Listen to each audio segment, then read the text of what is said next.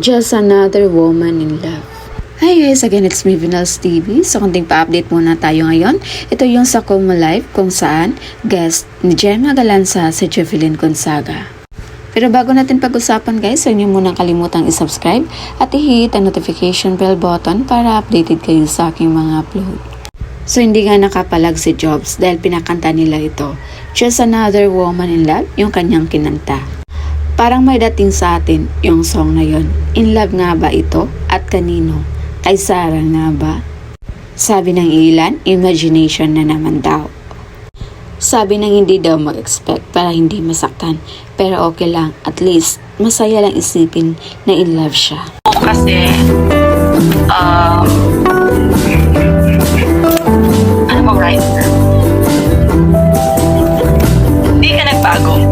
And sobra akong proud sa narating mo ngayon kasi deserve mo yon and pinaghihirapan mo yun. And bilang naman ako nagsasabi nun, majority of your fans, of your family, sobrang proud sa milestones na narating mo yun, lalo na sa Kumu and sa volleyball.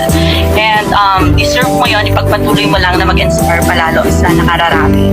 And alam ko naman lagi namang nasa fit yung ground mo. Just keep it up.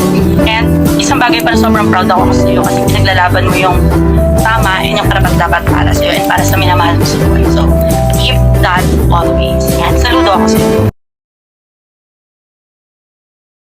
Nag-thank you din siya kay Gemma dahil hindi nagbago ang friendship nila. Sobrang humanga, proud at saludo siya kay Gemma dahil sa narating nito sa buhay ngayon.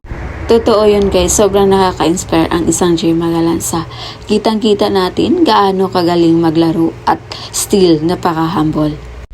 At ang nakaka-inspire palalo, yung pagmamahal niya sa kanyang family. Yung mga naipundar niya galing sa kanyang mga pinaghirapan para talaga sa kanyang family. Kaya worth it yung mga sacrifice niya dahil nakita niya kung gaano kasaya yung kanyang family. So yun lang muna yung pa-update natin guys. Again, this is Vinals TV. Thank you for watching.